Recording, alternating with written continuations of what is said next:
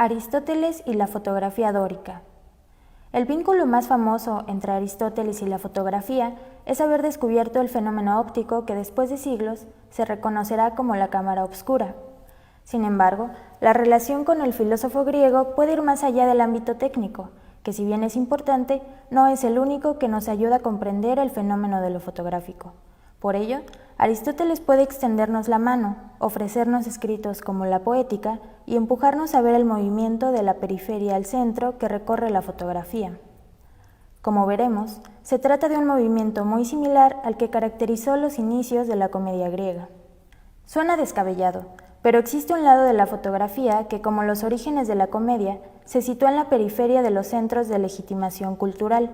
Clément Chérot, en su libro La fotografía vernácula, nos explica que lo vernáculo se refiere a toda producción que se destina al consumo doméstico y se mantiene en la periferia de la comercialización.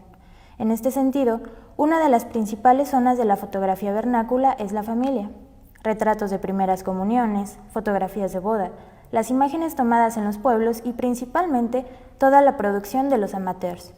Nos encontramos con una vasta producción de imágenes, que son útiles en el ámbito doméstico, que tienen cualidades estéticas propias, pero que se producen al margen de la esfera artística y mercantil. Por ello, la fotografía vernácula parece rozar uno de los sentidos que tuvo la palabra comediante y que es recordado por Aristóteles. Se dice que en sus comienzos, los comediantes ganaron su nombre de la palabra griega komos, que quiere decir aldea suburbana. Se trata de personajes que habían sido expulsados de las ciudades, que vagabundeaban por las aldeas dorias y se dedicaban a lanzar yambos, cantos populares llenos de sátiras, ironías, burlas y temas risibles, elementos que quedaban fuera de los temas y personajes serios como los que trataba la épica o la tragedia.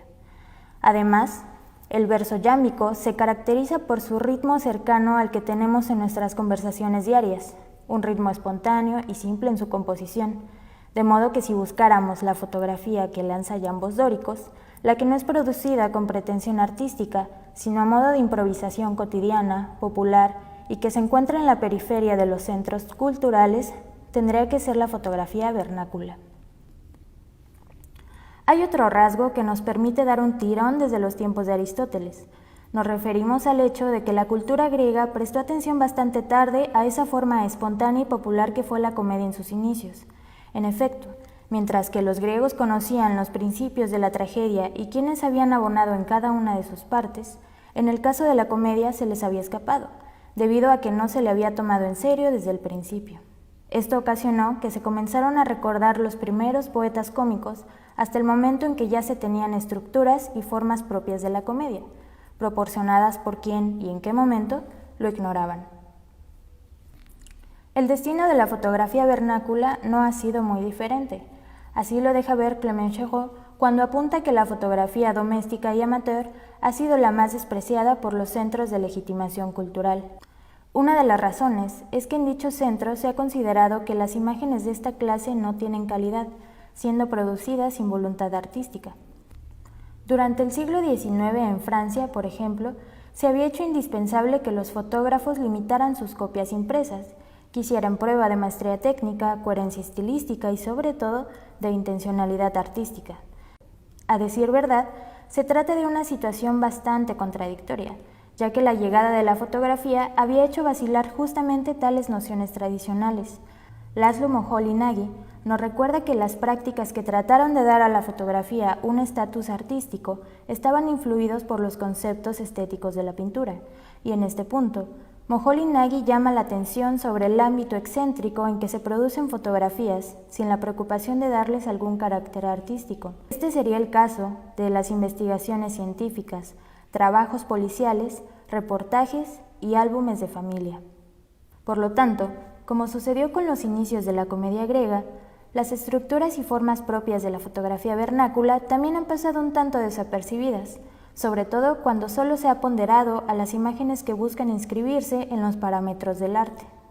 Aunque la fotografía utilitaria y la comedia nazcan en la periferia y en muchos casos sean olvidadas por la cultura céntrica, esto no impide que llegado el momento sean incorporadas a ella.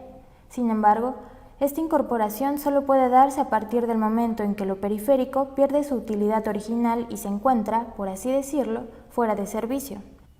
En la época griega, Aristóteles atribuye al famoso poeta Homero el haber dado forma dramática a lo ridículo y a los demás temas que llambizaban los comediantes en las aldeas dóricas. En tal movimiento fue que los cantos populares y espontáneos dejaron de serlo, para convertirse en el origen de esa forma dramática tan importante que llegó a ser la comedia griega. Surgieron las clásicas máscaras, los prólogos y los actores cómicos que se presentaban en los teatros de la ciudad. En el caso de la fotografía, también existen personajes que llevan a cabo el mismo movimiento que realizó el poeta Homero.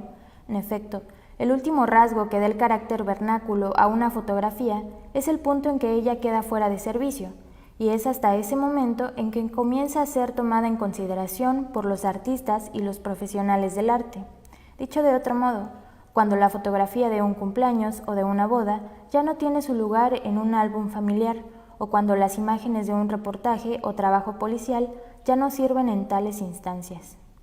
Diremos que estas imágenes ya no sirven para su utilidad original y solo hasta este momento es que pueden convertirse en nuevas posibilidades de exploración para los artistas o en temas de interés para los investigadores. Este es el caso de los famosos fotogramas de Moholy-Nagy, que retoman un modo de visibilidad popularizado por la radiografía médica. También la serie Bellezas de la herramienta común de Walker Evans, donde el fotógrafo retoma una forma publicitaria. El proyecto Detective de Sophie Calle, que se elabora a partir de fotografías tomadas por un detective privado en el ejercicio de su oficio. Y finalmente, obras como la de Jeff Guess, un artista que utiliza los radares de la comisaría para conseguir un autorretrato fotográfico a exceso de velocidad el día de su boda. Finalmente, hay que resaltar que el movimiento de la periferia al centro es problemático, ya que su integración solo puede darse a condición de que se pierda su uso espontáneo y popular. Además, en el terreno céntrico, esto ocasiona que se tambaleen los parámetros oficiales de lo que es considerado como artístico. En efecto, si seguimos a Clément Chauveau, lo vernáculo no es arte, y es precisamente por esta razón que permite redefinirlo. Respondería a esa irreprimible necesidad de novedad y alteridad que habita en el corazón de la modernidad, pero que generalmente es percibido como un simple gusto por el escándalo. Y, si seguimos a Aristóteles, también podemos ver que el hecho de que los centros culturales se alimenten de las formas populares es tan antiguo y propio del arte como son los comienzos de la comedia griega.